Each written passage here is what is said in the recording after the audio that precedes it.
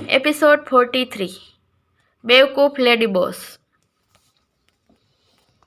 जब अरशद विला आया तो काफ़ी रात हो चुकी थी। उसने रघुवीर से अनन्या के बारे में पूछा और उसके रूम में चला गया। फोटो फ्रेम को गले से लगाए हुए अनन्या सोफे पर ही सो गई थी। उसे देखते ही अरशद को एक अजीब सा एहसास हुआ। वो उसके पास आया और उसे ध्यान से देखने लगा।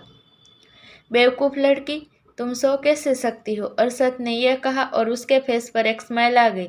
उसका यह रूप अगर अनन्या देख लेती तो यह तय था वो अगले पल ही अपनी फीलिंग उससे कन्फेस कर लेती। उसने अनन्या के हाथ से फ्रेम लेकर कॉफ़ी टेबल पर रख दी और उसको अपनी बाहों में उठाकर उसे उसके रूम में ले आया, जिसे आज ही स्पेशली उसके लिए रेडी करवाया गया था। उसे बेड पर लिटाने के बाद अरशद खुद भी उसके बगल में बैठ गया और आज जो कुछ भी हुआ उसे याद करते हुए उसने डिसाइड किया, चाहे कुछ भी हो जाए वो आन्या को अब से कोई तकलीफ नहीं होने देगा।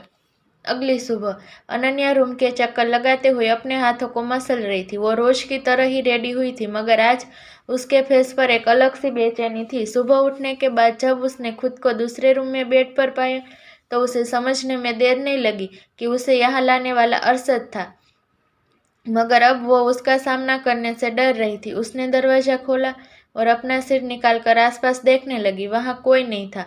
अपने दिल पर हाथ रखते हुए उसने एक चैन की सांस ली। थैंक गॉड, यहाँ कोई नहीं है। इससे पहले अरशद मुझे बुलाए, मैं कॉलेज चली जाती हूँ। खुद में यह डिसाइड करते हुए वो रूम में वापस गई और अपना बैग लेकर कमरे के बाहर आई, मगर जैसे ही उसने अपने सामने खड़े इंसान को देखा, कुछ सेकंड के लिए वो चौंक गई।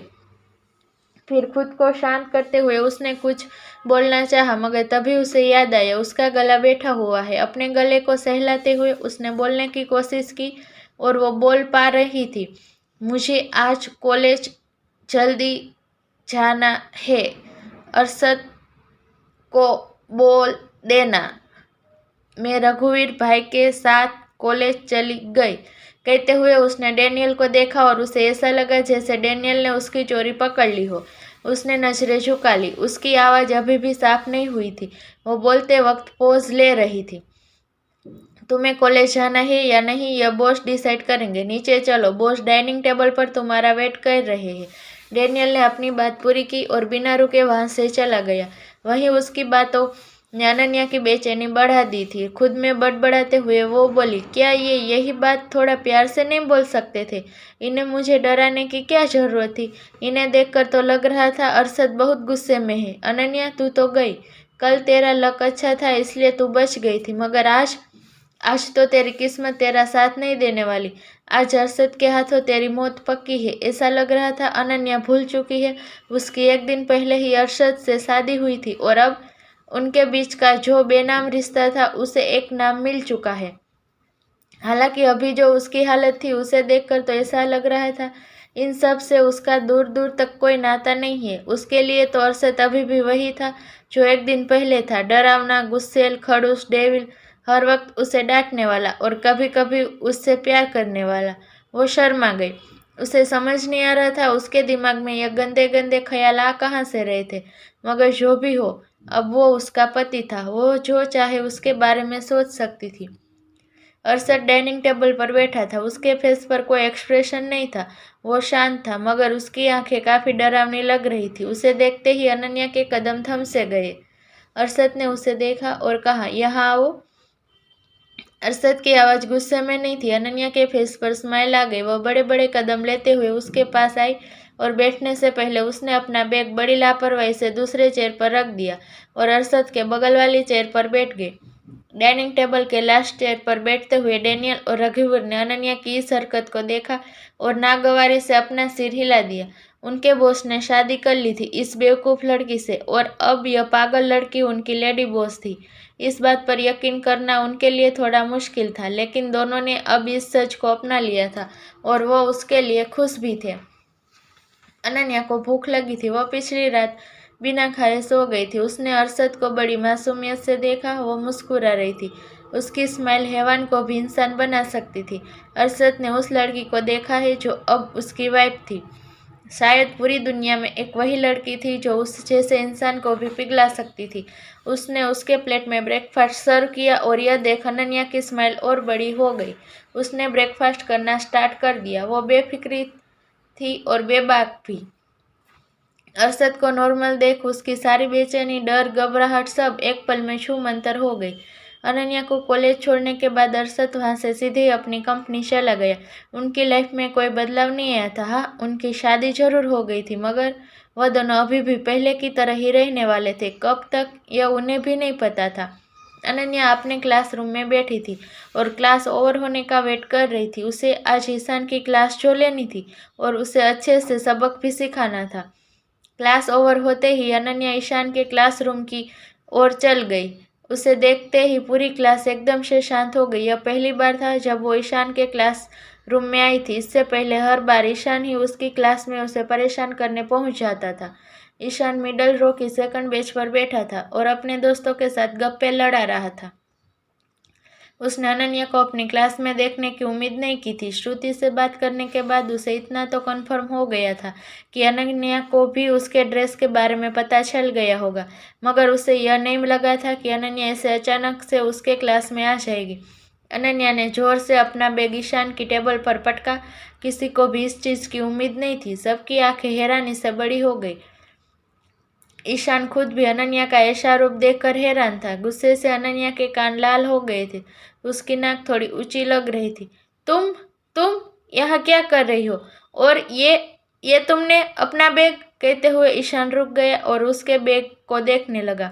उसको समझ नहीं आ रहा था वो क्या बोले। उसे अजीब भी लग रहा था और उसे शर्मिंदगी भी हो रही थी। आज से पहले किसी ने भी उसके साथ ऐसा बर्ताव नहीं किया था।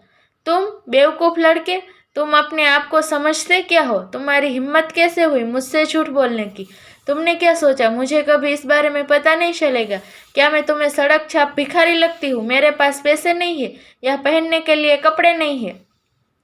अनन्या को बहुत गुस्सा आ रहा था। हालांकि उसकी आवाज़ उसके गुस्से से मैच नहीं कर रही थी। उसकी आवाज़ उसकी कम किसी मेमने की आवाज़ ज़्यादा लग रही थी। अचानक से पूरी क्लास हंसने लगी। अनन्या ने पूरी क्लास को देखा। उसे काफ़ी बुरा लगा और बेइज्जती सा महसूस हुआ। उसे याद आया उसकी आवाज़ अभी बैठी हुई है। हालांकि उसने बोलते वक्त इस बात पर ध्यान नहीं दिया, मगर अब उसे खुद के लिए काफ़ी बुरा लग रहा था। उसकी आंखों में आंसू आ गए। वो यहाँ आना नहीं चाहती थी, मगर जो कुछ भी पिछले दिन हुआ था वह सब याद करते हुए उसे ईशान पर काफ़ी गुस्सा आ रहा था।